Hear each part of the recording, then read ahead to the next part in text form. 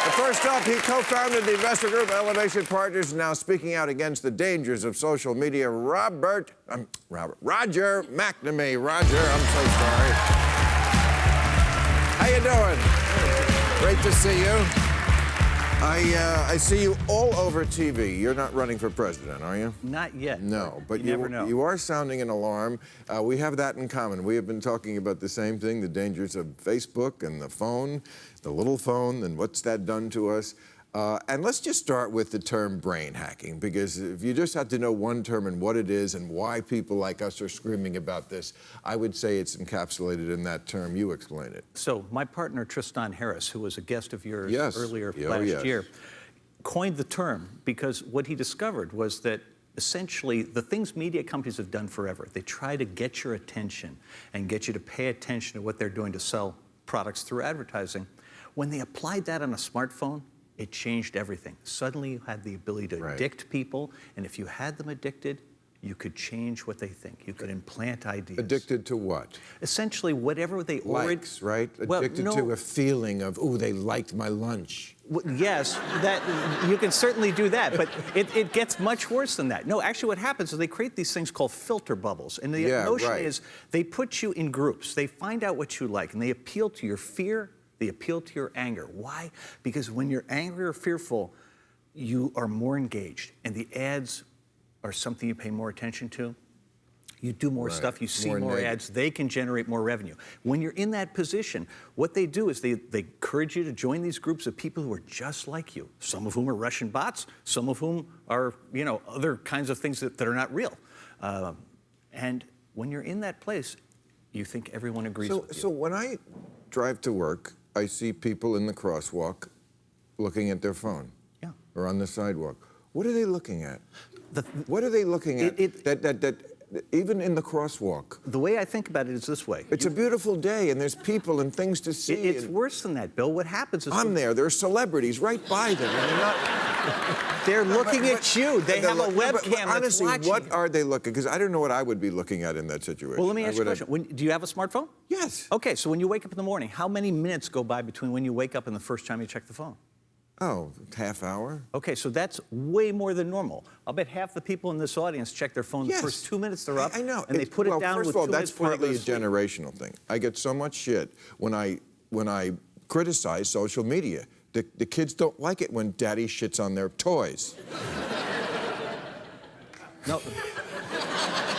But they like it better when you clean it up. Okay. All right.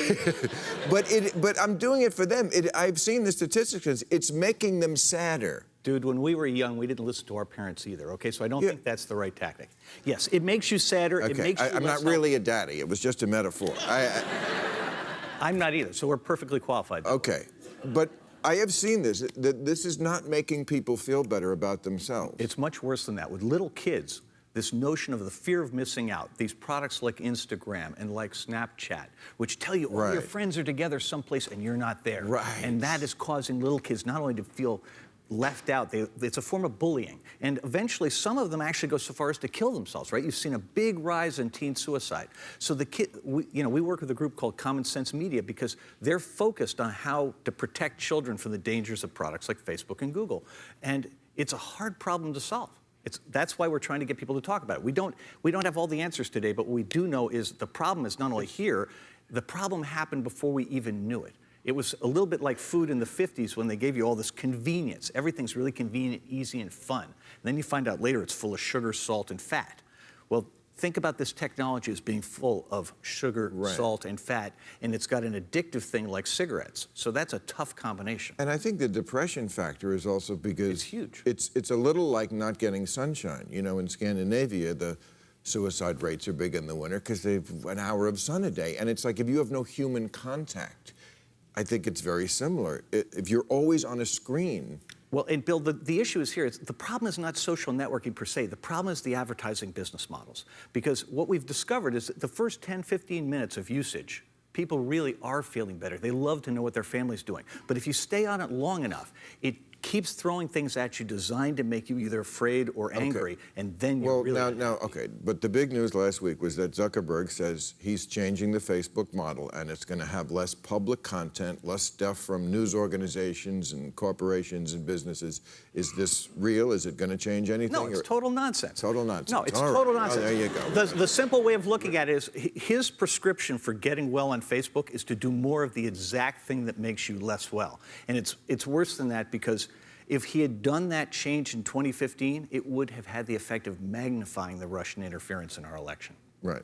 Well, and that's the one sentence I wish the people who argue with me about this would understand. Russia used Facebook to elect Donald Trump. Obviously, that wasn't the only factor, but that is a true statement, is it not? Russia used Facebook to elect Donald Trump. And it started earlier than you think. What they really did is they got him nominated. Because people get their news from Facebook, which is itself scary. There are two things that people don't realize. That ain't a news source. Russia did not hack Facebook. They used it exactly as it was intended. And the second thing is that the Russian technique was, for years ahead of time, they were promoting these highly corrosive topics, things that would cause more anger in the country and divide the country. And they did this for 3 or 4 years, and Trump comes along with all the same issues. He's focused on immigration, he's focused on guns, he's focused on white supremacy. Those are the very things they had been promoting. And so he inherited all of that investment, and he got himself nominated. And then once he was nominated, they did more stuff, and then obviously chaos took place. And the problem we have is that with all the focus on trying to prove that there was collusion and all that stuff, we've forgotten that, hey, wait a minute, Facebook is still there. People are going to use Facebook in 2018 and 2020 the same way. And now the Russians have shown you how to do it. So literally, bazillions of people are going to be doing this. You were a tutor, a mentor to Mark Zuckerberg. I mean, you advised him. I tried. He was going to sell it, right, when it was worth way less. No, he never wanted to sell it. The people around him wanted to sell it. Okay. It happened. Look, I was one of his mentors for a period of time. I helped him on a couple of really important things, like not losing the company, bringing in Sheryl Sandberg, things that really did matter. And then my time was done. That was 2010. I'm not really paying attention until the beginning of the Democratic primary. And I start to see things that you can't explain except somebody is messing with Facebook. And then I see things that aren't election related, that are just the same way.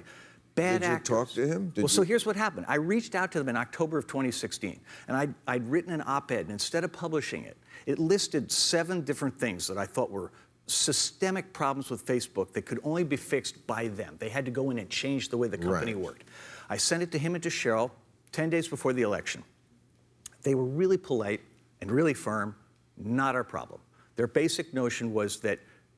So what about now? Is he going to do anything now? I mean, he's worth $75 billion. What is it with these guys? You know, he wears the same shirt every day. You know, these tech companies, they think they're better than regular companies because they got a fucking nap room or something like that. But really, they act just like an oil company when you talk about the greed and the sexism and every other bad thing. You can't call this guy and say, "Come on, you were supposed to be different. Meet the new boss, same as the old boss." What happened? The first rule when you have a political problem is to reach out to the people who disagree with you, the critics. They've never done that. They aren't talking to me. They aren't talking to anybody. They think they've got it all figured out. And the sad part of this is I'm convinced there's a better way to run Facebook. They could be more profitable, more successful, without poisoning the brains of their users. Right now, what they have is a parasitic... Or how about if they were less profitable? What if he's only worth $65 billion? Then he's not going to listen to you, okay? I think I have to come to him with a better idea, because it's the only way to get him to listen. Because we need their help to fix the problem. You go do it. I'm going to do my best. Thank you very much for enlightening us. I appreciate it, Roger.